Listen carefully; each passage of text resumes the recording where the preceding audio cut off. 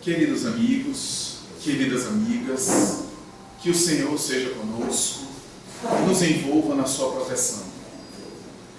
Robert Louis Stevenson, o conhecido escritor britânico que gozava de fama no final do século XIX, teve um sonho curioso, graças ao qual ele, de alguma forma, se notabilizaria e produziria mais tarde a sua obra-prima como poeta e como escritor. Stevenson, por volta de 1886, sonhou de maneira estranha com um homem que aparecia diante dos seus olhos, fugindo de um crime que houvera cometido, mas que ficara às escondidas. E nessa fuga desenfreada, ele procura, de alguma forma, escolher a ingestão de uma medicação que o ajudasse naquele tentame, medicação essa feita em pó, e que resultaria, em realidade, em um efeito colateral, graças a cujo fenômeno ele acabaria por vivenciar uma espécie de liberação de comportamento, quando ele transforma radicalmente a sua conduta, passa a assumir uma personalidade macabra, a assumir publicamente os seus crimes, assumir de maneira transparente o seu ato feroz, a sua dimensão violenta, a sua agressividade quanto mais, que de alguma forma ele tentava disfarçar perante a sociedade. Stevenson, ao despertar daquele sonho rico de detalhes, feito de características muito especiais, de uma cor e de uma profundidade que antes nunca ele havia vivenciado, em uma experiência onírica sem comparação, vai resolver escrever um romance, uma obra de ficção, baseado naquele conceito célebre do seu sonho, que nunca mais ele deveria esquecer. Esse sonho do poeta Stevenson marcaria de tal forma a sua existência, deixando na lembrança das suas memórias aquelas ocorrências que ele deveria escrever mais tarde um romance que o notabilizaria não apenas nas regiões do Império Britânico, mas em todo o mundo. Considerado uma obra clássica da literatura no seu gênero, talvez comparada com poucas outras obras, a obra de Stevenson, O Médico e o Monstro, narra a saga de Dr. Jekyll e Mr. Hyde, que em síntese é um desdobramento cuja essência já havia experimentado ele na vivência do seu sonho. Dr. Jekyll era um médico de fama, de conceito altíssimo na Inglaterra, gozava de credibilidade e de prestígio social, famoso graças a cuja clínica recebia inclusive personalidades famosas do Império Britânico, mas de repente resolveu fazer um experimento diferente, uma experiência na qual deveria utilizar uma medicação nova para poder de alguma forma transformar as criaturas para melhor. E aquela medicação que ele deveria usar em um senhor que se voluntariou como cobaia, que se colocou de maneira espontânea para colaborar com a pesquisa científica, esse ancião acabou por falecer no meio da pesquisa. E não encontrando outro voluntário para poder dar prosseguimento e agora testar na prática o resultado dos seus engenhos, Dr. Jekyll resolveu administrar em si próprio a medicação. E depois de ingeri-la, ele vivenciou um efeito colateral, uma alteração radical do seu comportamento, de tal forma que aquelas dimensões talvez que estavam escondidas de si mesmo, agora afloravam na sua consciência. E ele lentamente passa a assumir uma personalidade estranha, constrangedora, agressiva, violenta, vulgar, que causava embaraços nas pessoas e que não correspondia à identidade social com a qual ele era conhecido na Inglaterra. Depois de algumas doses e de alguns períodos, ele mudara radicalmente o seu comportamento, não sendo mais reconhecidos nenhum vestígio daquele então doutor polido, elegante, socialmente agradável, educado, com trato fino social. Agora parecia alguém acelerado, com um comportamento antissocial, profundamente perturbador e provocante, a ponto de mudar de nome, assumindo uma personalidade estranha. Stevenson, nesta obra de ficção, que narra a saga dessas dimensões que aparecem na criatura, antecipa alguns conceitos que a ciência psicológica mais tarde deveria estudar, particularmente nas escolas de psicanálise, graças a cuja colaboração nós teremos uma série de conceitos entre os quais, resumindo de maneira simples e talvez abdicando dos conceitos técnicos da ciência psicológica, abdicando talvez do jargão mais técnico, mais especializado, diríamos em uma linguagem simples e talvez até superficial, que as ciências psicanalíticas mais tarde, particularmente a partir de 1900, quando Sigmund Freud apresenta o da interpretação dos sonhos, lançando as bases da futura psicanálise, os grandes teóricos da psicanálise e da psicologia vão dizer que nós temos em nossa intimidade dois eus, duas dimensões que lutam, que digladiam-se, que estão em conflito interno, em uma batalha incessante. E esses dois lados geram os conflitos convencionais da nossa vida cotidiana. Os conflitos que nós vivemos, em que a gente deseja algo, mas quer outra coisa, que são coisas diferentes. Ou que a gente anela por alguma coisa, mas sente e deseja intimamente em nossa intimidade outra realidade. Que nós dizemos pelos lábios que gostaríamos de estar nessa ou naquela situação, mas no fundo nos comprazemos com a situação na qual estamos inseridos.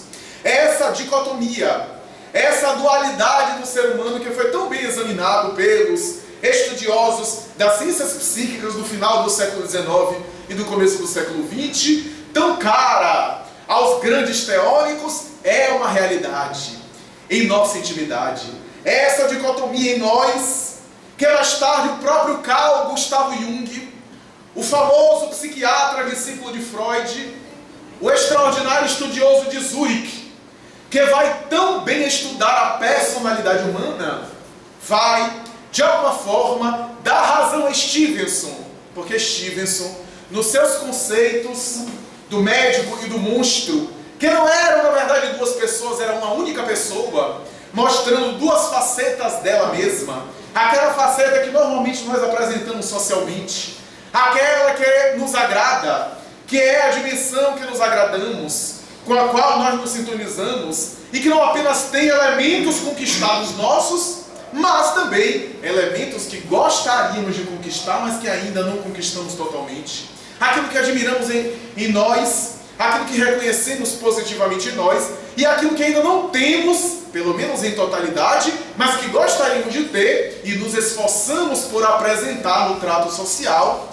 E aquela outra realidade a qual quase sempre ignoramos, rejeitamos-la, ou não aceitamos que existe em nós.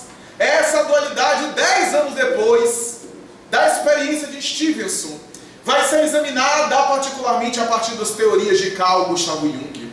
Jung vai estabelecer na sua doutrina famosa, no seu pensamento extraordinário, que nós temos uma realidade para fora, que ele deu o nome de persona, o elemento psíquico da personalidade que faz com que o indivíduo lide com a vida social, e aquilo que ele chamou de sombra, a dimensão que tem a ver com a nossa vida inconsciente, que está relacionado com tudo aquilo que não está em nossa consciência objetiva. Jung vai dizer que a sombra está para o inconsciente, aquilo que a persona está para o ego. O ego, o conjunto de elementos que faz com que a gente lide com a vida objetiva, a vida prática, a vida social, e o inconsciente, que é a vida abstrata, a vida psíquica, a vida das conjecturas, das especulações, dos pensamentos, das abstrações emocionais e daquilo que nós não ignoramos ou que reprimimos em uma dimensão abaixo da linha da memória, que naturalmente tem essa sintonia, essa vinculação com aquilo que ele chamou de sombra. A persona são os elementos que nós utilizamos para atuarmos socialmente, exercermos papéis sociais, os vários papéis que nós utilizamos, porque não temos a mesma função e a mesma identidade social em todos os contextos. O papel que o indivíduo utiliza para lidar no seu meio profissional não é o mesmo papel, o mesmo linguajar, as mesmas expressões psicoemocionais que ele utiliza em intimidade, na vida doméstica, na vida em casa. Então, a persona que vem do grego máscara, que era a máscara que os gregos utilizavam nos grandes bailes e festivais, dá a ideia desse arquétipo, que Jung considerava um conteúdo universal, que está no inconsciente coletivo. E ao lado dele, a sombra. A sombra para Jung seria o lado escuro da personalidade, o lado sombrio, o lado ignorado, que quase sempre, embora não podemos totalizar dizer ele, quase sempre tem uma dimensão simbólica para o indivíduo consciente negativa. Ele percebe como negativa e por isso a rejeita, não assimilando ou não aceitando na sua vida consciente.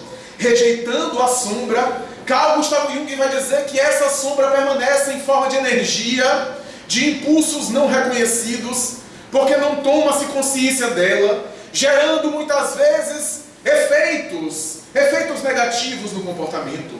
A sombra é o oposto da persona.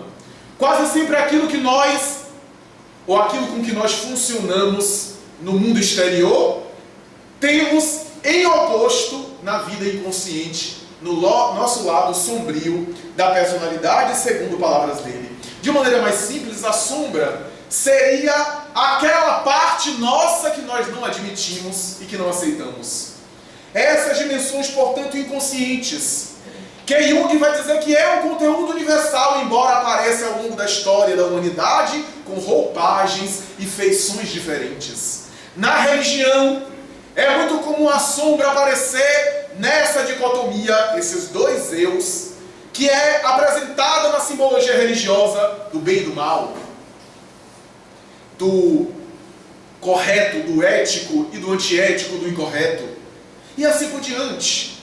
Aparece nas dimensões de sofrimento e de ventura, céu e inferno, Hades e bem-aventurança e plenitude, Tártaro ou geenas infernais e campos elíseos, para me referir à tradição da mitologia grega e greco-romana.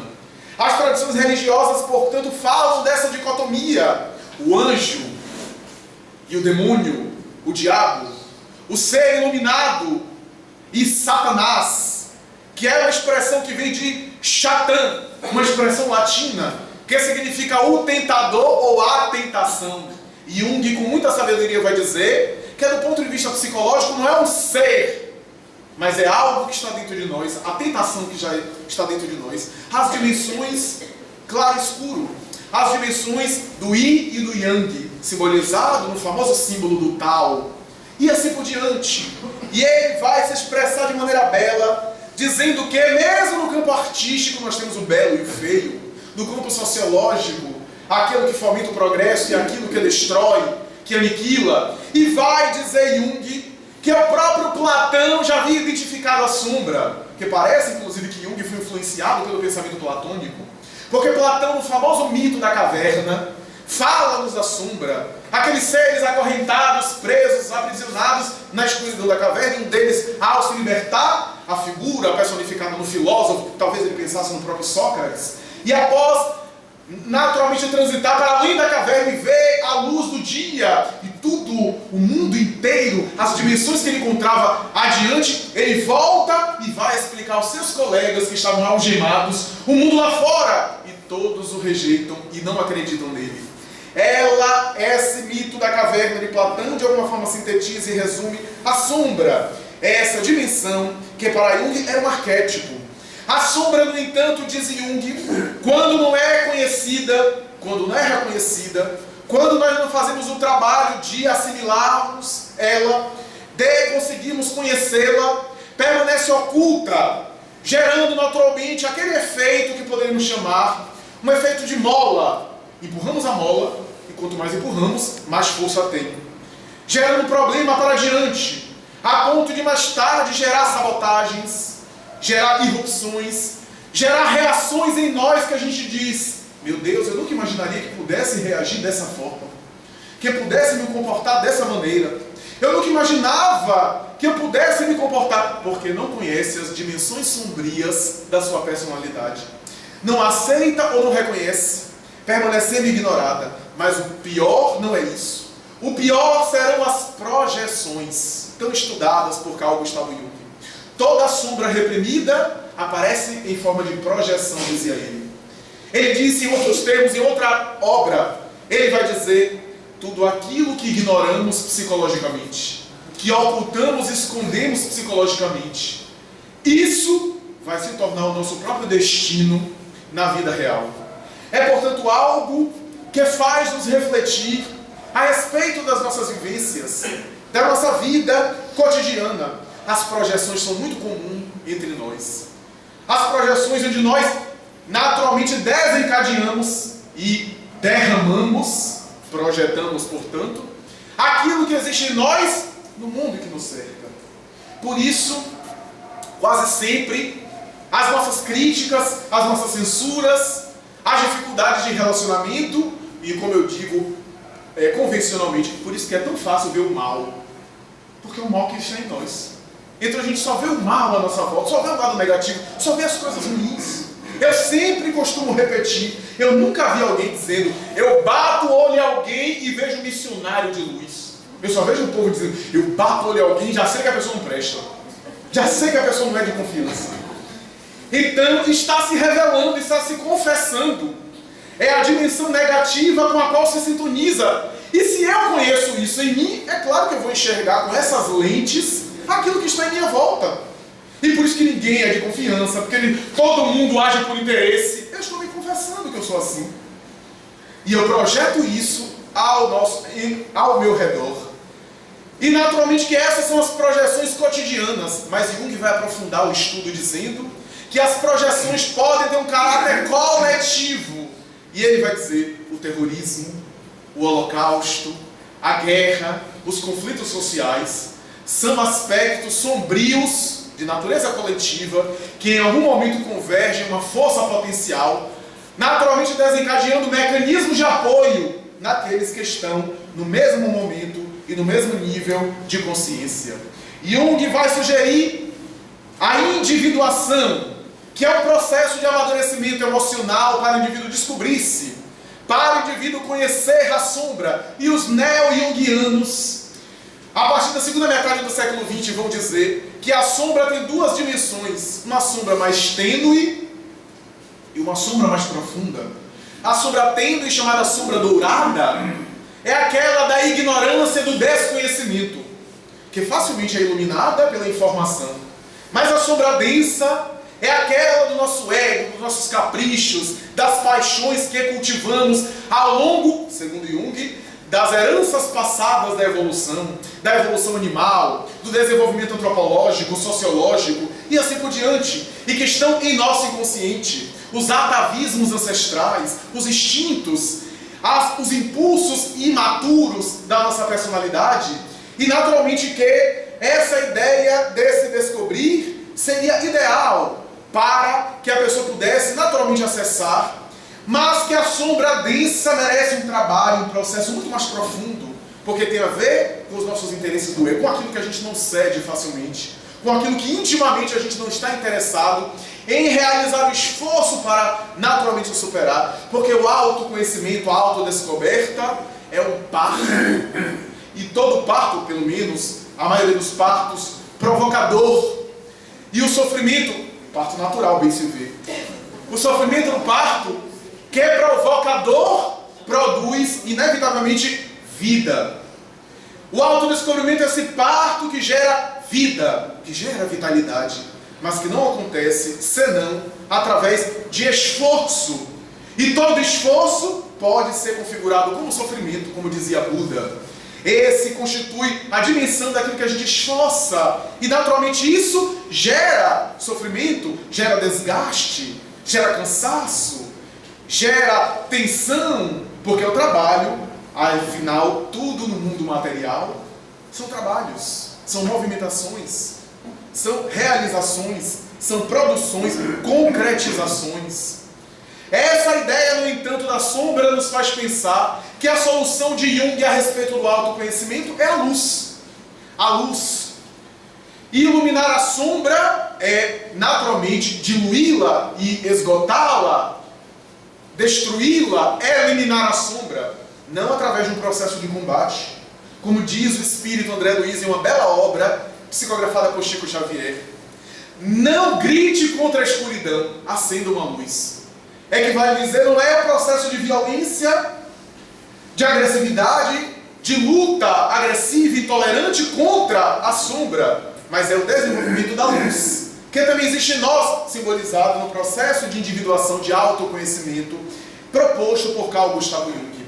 Se a sombra é um arquétipo que está presente para Jung na história do pensamento, pediríamos licença ao mestre suíço para dizer que a luz também é um arquétipo e que está presente tão, ou talvez até mais frequentemente do que a ideia de sombra ao longo da história da filosofia, do pensamento, da religião.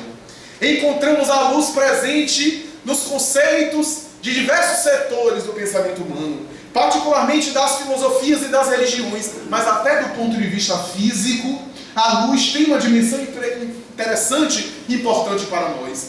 Desde Einstein, com a teoria da relatividade, a física nuclear que veio depois, o modelo quântico, que desconstruiu a matéria e provou que tudo no mundo material, desde o infinitamente microscópico até as estruturas supracósmicas ou supracósmicas, tudo constitui energia. É que vale dizer que tudo na matéria, do ponto de vista físico, é luz. Aliás, uma das definições da física contemporânea para a luz, para a matéria, é luz coagulada. A matéria, portanto, é o resultado do resfriamento de determinados elementos energéticos, condensação de energia. Então, tudo no mundo material é luz. Metaforicamente falando, de uma maneira simbólica, poderíamos dizer que a luz, se é a origem de tudo, a luz, materialmente falando, é Deus, espiritualmente falando. A luz é para a matéria, a origem de tudo, aquilo que Deus é para a religião, ou é para a espiritualidade, é a origem de tudo. É que vale dizer que Deus é luz. E nós somos gerados pela luz, lucigênitos, gerados pela luz, e à luz voltaremos. Então essa é uma colocação interessante, porque se nós examinarmos o arquétipo da luz, ele está presente. A ideia de todas as religiões, que fala de acender uma luz, de provocar iluminação, a auto-iluminação, a iluminação pessoal dos esotéricos, dos orientais, as várias tradições das religiões falavam da iluminação, de colocar luz para espancar as trevas, para diminuir, porque a treva não apaga a luz, é a luz que diminui a intensidade da treva. É que vale dizer que, na verdade, não existe, do ponto de vista real e até físico, a escuridão. A escuridão não é um conceito, mas não é uma entidade real. É a ausência da luz, é a luz que existe. A escuridão é a ausência da outra. Na luz, a escuridão desaparece. Então é que vale dizer que a sombra não tem dimensão real, senão a ausência de claridade nela. Quantas vezes as religiões estabeleceram a metáfora da luz, que deram origem a uma série de palavras, que traduziram a vários idiomas, inclusive em nosso português, temos algumas. Lucidez, a pessoa que tem luz. E assim por diante. Lua, ou luar, que provoca iluminação nas trevas. O próprio processo de educação vem de educere. O sere, a expressão sere, que é o sufixo, vem naturalmente de luz. Daí a educação projetar luz. Daí aluno é ser sem luz. Né? É uma expressão. A partícula A é negação. Daí aluno, ser sem luz. Então, projetar luz. A educação. Daí lurescente ou lucerente. Aí fosforescente. E uma série de palavras. Daí Lúcifer. Nome bonito para botar no filho, né? Lúcifer. E tem uma dimensão simbólica bonita mesmo. Já falamos isso aqui. Luz, que é luz, a partícula lux. E Cifer, que é aquele que carrega. Ou seja, aquele que carrega a luz, aquele que carrega o achote. O iluminado. Olha que maravilha. Lúcifer. Então, naturalmente, a dimensão que nós temos da luz e várias tradições, mas Jesus, sem sombra de dúvida, foi ele que ergueu a luz em um patamar diferente. Foi ele que utilizou da metáfora da luz, alcandorando e envolvendo a dimensão da luz em uma perspectiva totalmente diferente. Ninguém, nenhum construtor de religião, nenhum filósofo e pensador antes dele e depois dele conseguiu utilizar comparações e metáforas tão profundas para falar dos arquétipos humanos. 19 séculos antes de Carl Gustav Jung, Jesus já conhecia a psicologia profunda e psicologia transpessoal também, porque abordava os conceitos arquetípicos da luz e da sombra em várias das suas passagens e mensagens. E hoje os grandes psicoterapeutas contemporâneos, como Wilber, como Tarty e outros, como os grandes mentalistas atualmente, percebem que a mensagem de Jesus tem também uma proposta psicoterapêutica e psicológica, e não apenas moralista religiosa no sentido dogmático da palavra. É uma proposta de iluminação, de naturalmente fomentar a luz. E quantas vezes a sua mensagem, que era de uma mentalidade especial, sensibilizou as pessoas, porque o seu discurso, ele utilizava dos elementos conhecidos para fazer trocadilhos, para brincar, entre aspas, para fazer poesia. Aliás, alguns teólogos e arqueólogos atualmente chegam a essa conclusão, que Jesus o tempo todo faz trocadilhos e faz conexões. Quando ele encontra Nicodemos, o célebre juiz no Sinédrio, que ele fala a respeito do necessário nascer de novo da água e do Espírito, utilizando elementos conhecidos da cultura hebraica, do Gênesis de Moisés, da água, que começou todo mundo, segundo a colocação de Yahvé, de Jeová. Ele olha para aquele doutor da lei e começa a falar: o Espírito sopra onde quer, não sabe de onde vem nem para onde vai. E naturalmente ele está fazendo um trocadilho, porque Espírito, a expressão Espírito, vem do grego pneuma. Jesus conhecia, e do grego naturalmente haveria correspondentes no dialeto aramaico. Pneuma é tanto espírito quanto vento, quanto ar. Daí Deus soprou e fez Adão, com vento, com ar, espírito. Porque era uma palavra que significava duas coisas, a depender da colocação da frase e do contexto. Então, quando ele fala o Espírito sopra onde quer, ele está fazendo uma alusão. Os tradutores até hoje se perguntam o que é que Jesus quis dizer, porque a expressão é pneuma, pelo menos nos textos mais antigos que se tem é pneuma. Ele queria dizer, e o vento sopra. Espírito não sopra. Espírito não sopra. Então, corretamente, literalmente, a palavra mais correta seria, e o vento sopra onde quer. Mas aí perde todo o sentido do ensinamento de Jesus. Jesus está fazendo um trocadilho. Estava utilizando uma palavra que tinha dois significados para fazer poesia. Como diz Amélia Rodrigues, na obra que serve de tema do mês atual de nossa casa aqui, Luz do Mundo, ela vai dizer que toda a mensagem de Jesus tem um ritmo poético, sinfônico. Tem toda uma musicalidade para deixar impregnado na memória das pessoas. Porque quando tem um tom de poesia, a gente grava mais, a gente se lembra. Até porque tem também a comunicação emocional da mensagem. Bem-aventurados os que sofrem, porque serão consolados. Buscar primeiro o reino de Deus e sua justiça, e tudo mais será acrescentado. Quase que como sendo uma música sinfônica, em que depois a orquestra acompanha, fazendo o natural acompanhamento. Ou quase que sendo uma dialética, em que há uma apresentação de um tema e uma conclusão. Toda a mensagem de Jesus tem esse ritmo da tradição oral do Oriente. Então, ele faz trocadilhos quando ele entra na casa de Zaqueu e que recebe daquele homem envolvido na posse e talvez até no egoísmo da arrecadação. Ele era um agente fiscal da época e era odiado pelos irmãos hebreus. Ele adentra e Zaqueu se emociona tanto que diz: Senhor, paguei aos meus funcionários aqui, todos, e ninguém que eu deva alguma coisa. E se alguém eu devo alguma coisa, porque eu paguei em dobro a todo mundo, diga que eu vou dobrar e eu pago. Todos ficaram calados. Era um homem honrado. E ele, Jesus, então olha e diz: a salvação acaba de entrar nessa casa. Ele está fazendo um trocadilho, porque o termo Yahshua, Jesus, justamente significa em hebraico Salvador ou salvação. Então ele está fazendo trocadilho. A salvação era ele ou era a salvação da mudança daquele homem? Os dois. Ele está fazendo uma brincadeira naquele momento. Jesus, portanto, tem essa peculiaridade. Quando ele diz: eu sou o pão da vida. E a gente fala: que comparação do diabo é essa? Que negócio é esse? Belém, a cidade de Belém, significa Belém em hebraico padaria ou casa do pão. Ele está fazendo uma alusão do lugar onde ele nasceu. E ao mesmo tempo falando que ele era o alimento para toda a humanidade, de se alimentar dele, que ele dava o alimento para a humanidade. Eu sou o pão da vida, eu sou o alimento, e ao mesmo tempo fazendo uma alusão a Belém. Então Jesus é diferente, a sua mentalidade é especial.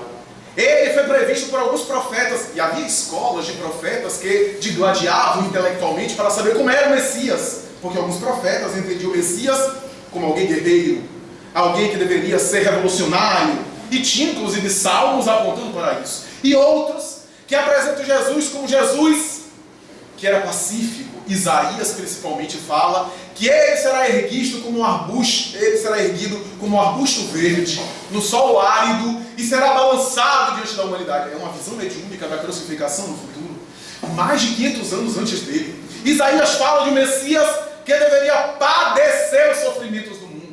E as escolas rabínicas ficavam tentando entender como é que seria o Messias.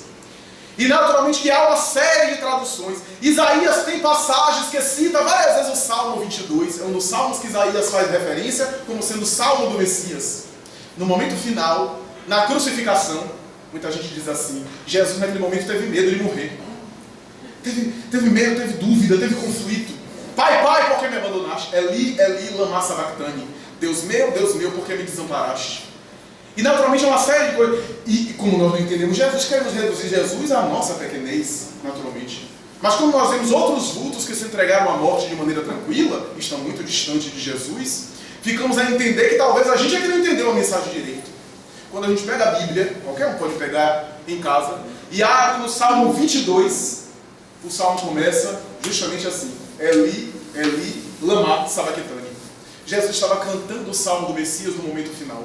Para ser reconhecido, estava declamando. Por que ele estava declamando? Porque ele estava naquele momento ali, no holocausto final. As pessoas discutiam: o Messias seria um guerreiro ou o Messias seria aquele previsto por Isaías que deveria padecer tudo. Como Isaías faz alusão ao Salmo 22, ele cita o Salmo 22 como se dissesse: olhem para Isaías, o Messias já veio. Ele estava dizendo que a sua mensagem também era para a humanidade toda. Então Jesus é diferente, a sua mentalidade é especial. Em João, capítulo 8, versículo 12, ele vai dizer: eu sou a luz do mundo, e aquele que me segue, de modo nenhum andará nas trevas, pelo contrário, terá a luz da vida. Eu sou a luz do mundo. E mais adiante em Mateus, capítulo 5, versículo 14 e 16, ele vai dizer: vós sois a luz do mundo. Ele disse isso aos discípulos. Não se pode esconder uma cidade situada sobre um monte. Ninguém acende uma candeia e coloca debaixo do alqueire ou do módio, como se queira, mas no velador para iluminar.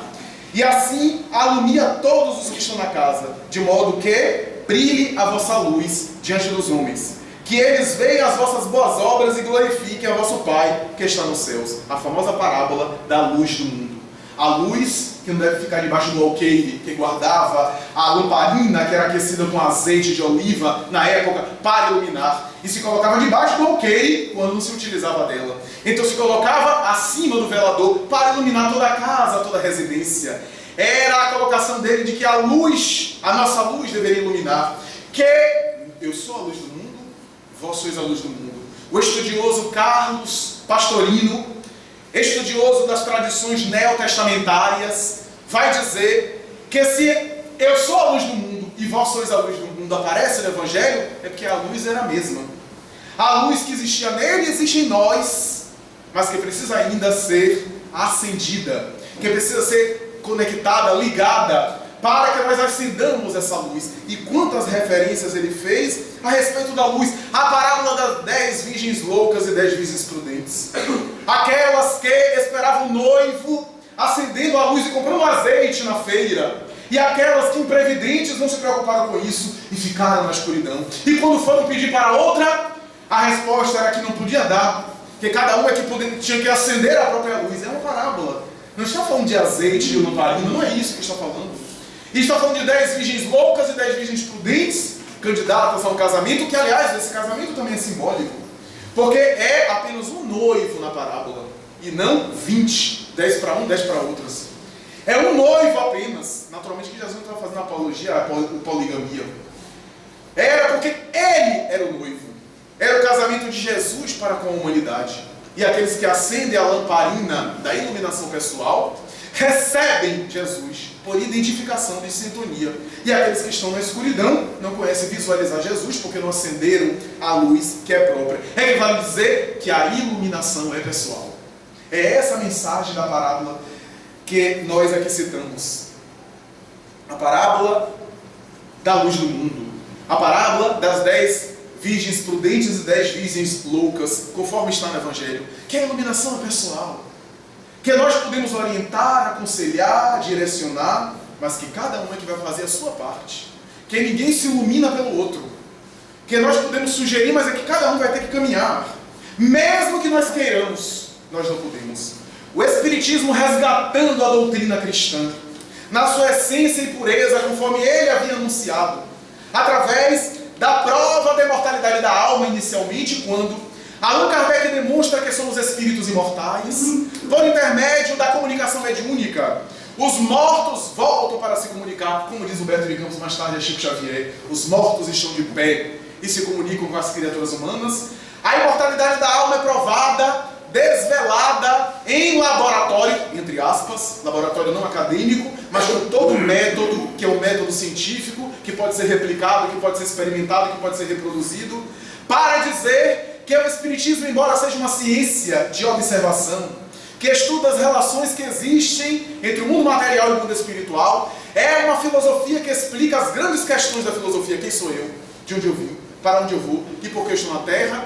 Mas é sobretudo uma doutrina que tem consequências religiosas, porque tem a ver com toda a religião, diz Allan Kardec. Deus, caridade, amor ao próximo, melhoramento pessoal, prece, elementos básicos de todo o processo de religiosidade.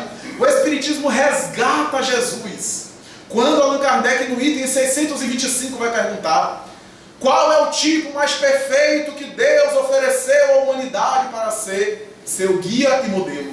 E a resposta é a mais sintética de toda a obra, 1019 perguntas, e essa resposta é a mais curta, Jesus. Graças a essa pergunta e essa resposta é que surgiu o Evangelho segundo o Espiritismo, onde os Espíritos voltam para falar sobre a moral cristã, esclarecer sobre a moral ensinada por Jesus, que foi tão confundida, tão deformada, tão deturpada, tão distorcida, para apresentar de maneira clara, para dizer aquilo que Jesus queria dizer, para ensinar aqueles que são interessados em entender, para que nós não tenhamos dúvidas, em uma linguagem clara, agora não parabólica, porque a humanidade já tem condição de entender, e naturalmente resgatar o espírito do cristianismo. Jesus é apresentado pela doutrina espírita num vulto muito maior, até porque, paradoxalmente falando, Jesus não é apresentado como Deus. A tradição dogmática apresenta Jesus como Deus, o mistério da Santíssima Trindade. Deus em três entidades, uma única pessoa. Como se o absoluto pudesse ficar limitado. Como se o ser cósmico que formata o universo e que é atemporal, possa agora se tornar pontual. Jesus nunca em nenhum momento do Evangelho dizia que ele era Deus. Pelo contrário, em alguns momentos ele vai dizer: isso não depende de mim, mas sim daquele que me enviou. Eu venho em nome daquele. Se era ele estava dizendo dele mesmo. É um processo até esquizofrênico, né? Porque eu vou dizer de mim mesmo que, em terceira pessoa, que ele é que sou eu mesmo. Ele deveria ter dizer: eu sou eu que sou Deus. Em nenhum momento. Em alguns momentos ele até corrige: bom mestre, a ninguém se ameje bom, porque bom só Deus o é, mas mestre sim, eu sou. Então Jesus apresenta-se de maneira clara. Só em um momento ele vai dizer: eu e o Pai somos um nó, unificados, vinculados, que a tradição em algumas Bíblias traduziu como um numeral. Mas mesmo no numeral um presidente de uma nação, quando viaja para outro país, está com a nação, com o país. Sem ser o próprio país, ele está representando, identificado com a própria nação. Então Jesus não é Deus, mas é um excelente Filho de Deus. O mais perfeito Espírito, representando na sua conduta e nos seus ensinos aquilo que um dia podemos alcançar na nossa tendência e na nossa tentativa de aperfeiçoamento pessoal. O Espiritismo, portanto, resgata Jesus. Allan Kardec, no entanto, já vinha falar da sombra junguiana, quando estuda, com uma nomenclatura muito mais simples, quando estuda a natureza animal no ser humano, que muitas vezes predomina sobre a natureza espiritual. Essa natureza animal, os nossos instintos, impulsos egóicos, as nossas dimensões inconscientes, ao longo do processo da reencarnação, que Jung colocava arquetipicamente da evolução darwiniana, Allan Kardec vai dizer que nós não herdamos das gerações passadas, no sentido espontâneo e psicológico, nós herdamos das gerações passadas porque somos herdeiros de nós mesmos ao longo do processo reencarnatório. Ao longo de várias encarnações, transitando pelo instinto, pelos processos primários da evolução, desenvolvendo a inteligência e a razão, despontando mais tarde nas manifestações emocionais, e chegamos ao momento em que temos a razão, temos lampejos de intuição e de sentimento, mas temos ainda tendências inferiores, tendências negativas, que são ainda os resquícios do nosso passado animal, da nossa ancestralidade feroz, belicosa, e que aí geram os dois eus da psicologia. Essas duas dimensões em luta, em conflito interno. Essa batalha que o apóstolo Paulo chamou o bom combate. Estabeleceu o bom combate, o combate interior, na intimidade da consciência, no tribunal da própria consciência. O Espiritismo, portanto, nos oferece o roteiro para a nossa iluminação. Quando vem dizer-nos que é necessário, portanto, acender a nossa luz, produzir a nossa luz, para que também sejamos luz.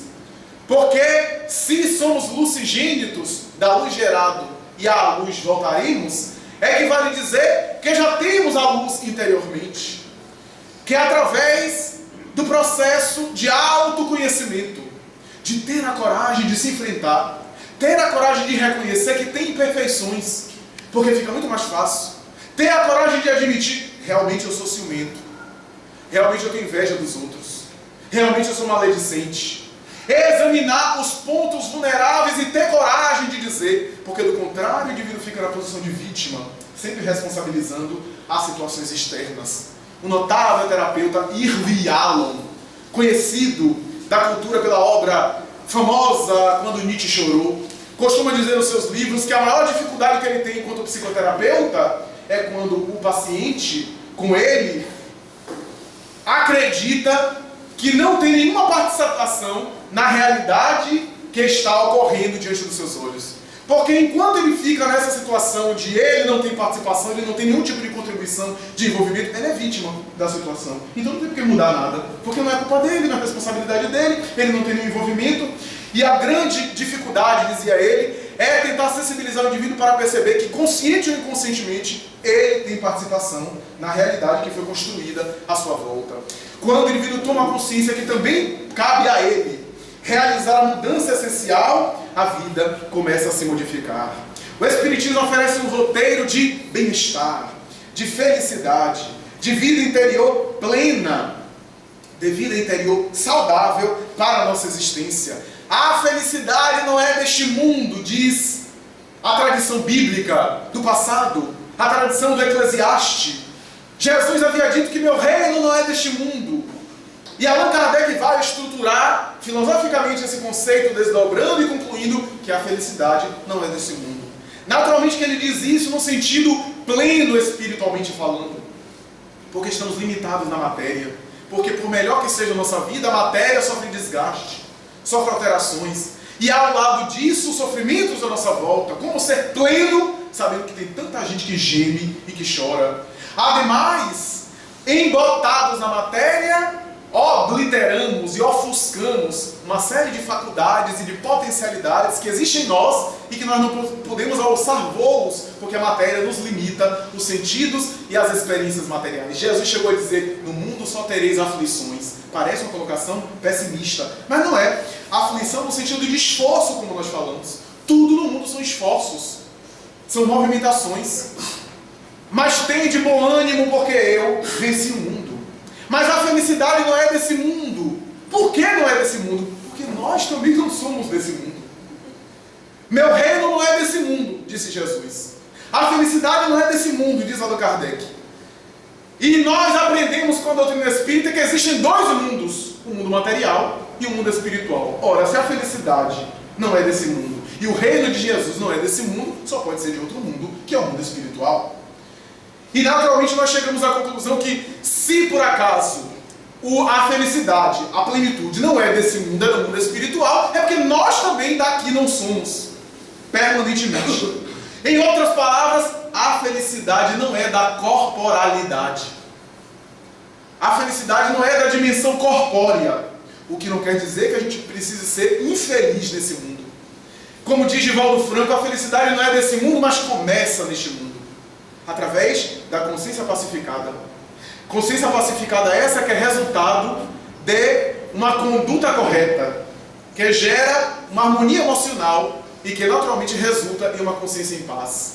O Espiritismo, portanto, vem nos oferecer essa maravilha para dizer que a felicidade não é de natureza física, de natureza corporal, porque a felicidade tem a ver com emoção superior. E as expressões físicas têm a ver com sensação, com mecanismos sensoriais. Porque a felicidade é algo acima da dicotomia bipolar da nossa estrutura psicológica. Bem, mal, masculino, feminino, branco, preto, certo, errado, direita ou esquerda. Essas polaridades com as quais nós interagimos com o mundo e sem as quais não poderemos funcionar psicologicamente em nosso nível de consciência. Não conseguimos fazer a unidade do todo, do ponto de vista psicológico. Precisamos da polaridade, da dualidade. Como diz o Espírito Joana de Ângeles, em nosso nível de consciência, precisamos ainda lidar com a doença para compreender o valor da saúde. Precisamos lidar ainda com morte para entender o que é nascimento. E assim por diante. Mas a felicidade é um estado de plenitude acima disso. Porque o indivíduo pode, sendo feliz, experimentar alegria e tristeza. Alegria e tristeza, sim, que são opostos que se antagonizam. Ninguém é alegremente triste ou tristemente alegre. Ou está triste ou está alegre. Mas ele pode ser feliz na tristeza e feliz na alegria, que são coisas diferentes. Portanto, são estados mais profundos. São experiências, portanto, mais profundas. Como Jesus na cruz, no martírio, e estava feliz, porque estava em perfeita identificação com a lei de Deus. Allan Kardec chega a perguntar a respeito da lei divina ou natural. Que se pode entender por lei divina ou natural? E os Espíritos respondem: a lei divina ou natural é a lei de Deus, que dá ao homem tudo aquilo que é necessário a ele para que ele seja feliz. E o homem só é infeliz quando dela se afasta. Ensina-o a agir bem em detrimento do mal e dá-lhe discernimento ético e moral. Que extraordinária resposta que está no primeiro capítulo da terceira parte do Livro dos Espíritos, a lei moral, das leis morais. Então, meus amigos, é por isso que o Espiritismo tende a nos convidar a voltar ao Evangelho de Jesus, agora com as ferramentas que o Espiritismo dá. Kardec chega a dizer que o Espiritismo tem a chave para compreender uma série de passagens do Evangelho. Mas o que adianta a gente ter a chave se a gente não usa a chave para abrir a porta? O que é que adianta a gente tem a ferramenta, mas não utiliza? Para entender aquilo que Jesus quis dizer. Jesus não falava para corpos, falava para seres eternos. Ele não falava para os judeus, embora os judeus assim o entendiam. Ele falava para a humanidade toda. Ele não falava para a época dele. Ele falava para que o futuro pudesse entender a sua mensagem, porque era um homem de vanguarda. Ele falava a respeito das leis morais, que são atemporais. Terceira parte do livro dos Espíritos. As leis morais são únicas, não modificam. São as leis humanas que vão se adaptando, se vão se modificando e se aproximando das leis morais. Jesus desce ao sólio do Altíssimo para conviver com as criaturas humanas, para apresentar para nós como é que é a vida dos espíritos angélicos. Com seus ensinamentos, com o Sermão da Montanha, com seus exemplos, ele queria nos mostrar o que é, ou o que são os mundos felizes, onde as entidades excelsas vivem, onde toda uma estrutura é diferente. E a gente fica pensando, pô, a gente não podia ir lá reencarnar lá só uma vez, só para a gente ver, não? Se nós reencarnássemos em um mundo feliz, não ia demorar muito para a gente ir para o tribunal. Quer dizer, se é que existe o tribunal, a gente ia criar o tribunal. Porque talvez não precisasse, pelo existe necessidade de direito penal, a não ser que não tenha transgressão, não tenha crime. Então a gente ia ficar deslocado. Da mesma forma que a gente pegar o Hottentot, o homem da Nova Guiné, o pigmeu da África, o homem primitivo, antropófago e selvagem, e colocar para conviver conosco. Ele vai se sentir deslocado também em relação aos hábitos selvagens e primitivos onde se encontram. Então, o Evangelho de Jesus nos oferece a chave, que é o Espiritismo, para abrir a porta e para entendermos uma série de coisas, para tentarmos entender a nossa vida e nos dar a nossa destinação histórica e essencial. Por essa razão, o Espírito Emmanuel chegou a dizer: a instrução informa, a educação forma, mas a evangelização transforma. Que notável, que síntese de pensamento, para nos dizer que a evangelização, isso é a proposta do Espiritismo, as luzes do cristianismo, é para espíritos imortais. Quando a pedagogia mudar e encontrar em crianças não apenas um papel em branco, como dizem as velhas teorias psicológicas do desenvolvimento, verá ali o espírito que já traz determinadas ideias e vai aplicar os métodos pedagógicos compatíveis a essa realidade.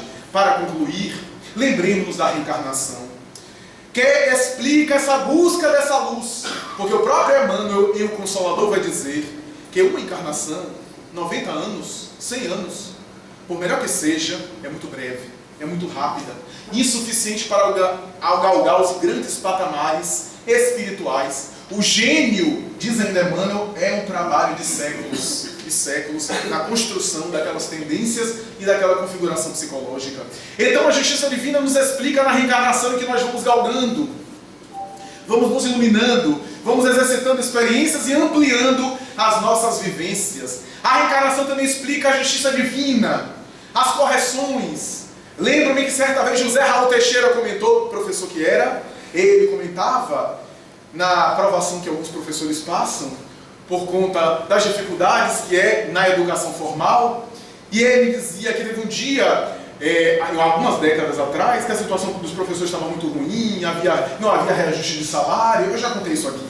Não havia reajuste de salário, e ele começou a ficar indignado, e houve uma espécie de motim na escola onde ele trabalhava, e as pessoas começaram a falar inflamadas para fazer greve, etc. E ele começou a fazer um discurso, ele era bem informado, ele começou a fazer um discurso, e começou a sensibilizar todo mundo, aquela coisa, e de repente o espírito guia dele, o espírito Camilo, conhecido de algumas obras mediúnicas, apareceu. Os guias aparecem nessas horas erradas. Apareceu, bem sério, austero, foi se aproximando, e ele, emocionado com aquela verve, foi diminuindo. E alguém disse: e aí, Raul, como é que é? Ele disse: eu estou pensando direito aqui, eu estou começando a refletir, e o espírito foi se aproximando, e ele foi murchando. E o espírito Camilo disse: por que você fala tanto, meu filho? Você sabe que excesso, também existe o excesso no falar? Eu ainda não aprendi essa prática, mas um excesso no falar. Então, eu vou te explicar uma coisa, eu vou lhe dar uma lição. Você sabe que há espíritos que vêm à Terra, que gozam de facilidades, que gozam de situações bastante cômodas, inclusive se utilizando de concessões sociais para ficarem acomodados e não trabalhar e só receber da sociedade. Esses espíritos mais tarde voltam para trabalhar para se acabar, para poder agora regularizar aquilo que ganhou lá, e agora ganha só uma ajuda de custo agora, para se manter e naturalmente devolver à sociedade aquilo que usurpou. E olhou bem para eles: vocês estão nessa.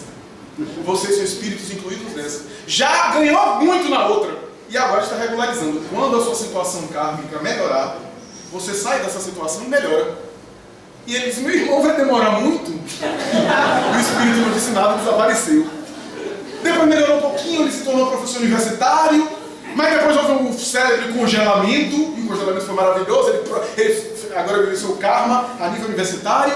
Então, passou. Mas é uma grande verdade. Em cada lugar que nós estejamos, estamos reparando determinadas ocorrências e com as nossas ações também produzindo para ampliar as nossas perspectivas. Emmanuel vai responder isso a uma pergunta que fizeram a ele, por intermédio de Chico Xavier na obra Leis de Amor, quando perguntam os administradores do mundo, veja que negócio, os administradores do mundo, os políticos da terra, que usurparam os bens públicos, que transitaram mal na sociedade, como voltarão em próximas encarnações? E Emmanuel vai dar uma resposta, vai dizer mais ou menos assim: eles voltarão à terra como lavradores, que terão que trabalhar dia a dia, sol a sol, para devolver à sociedade enquanto se mantém com o básico, o essencial. Voltarão em condições de trabalho difíceis, para poder agora colaborar com a sociedade em relação àquela situação. Eu fiquei pensando que numa reforma agrária que dê jeito de tanto lavrador que vai ter que voltar. Mas com algumas exceções felizes, bem se vê. Mas é claro que é a experiência evolutiva.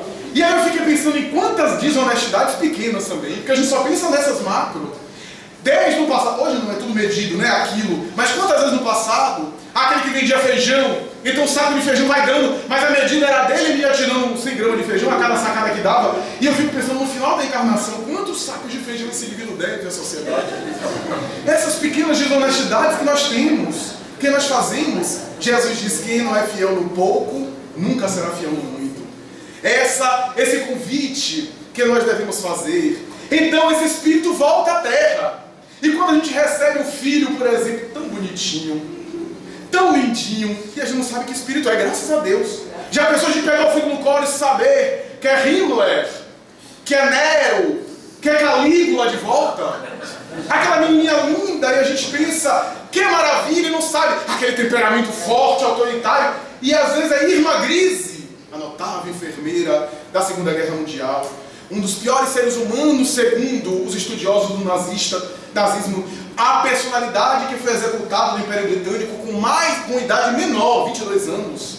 A sua crueldade era tão grande, ela amarrava gestantes no campo de concentração nas pernas na hora da delivrance, para, no processo do parto, morrer mãe e feto. Fazia coisas macabras de soltar cães na direção das vítimas do campo de concentração, enquanto torturava-os de maneira sádica e perversa. Abusos sexuais. Então um espírito como esse volta à terra, e a gente acha tão bonitinho que o temperamento forte desde a infância para se corrigir.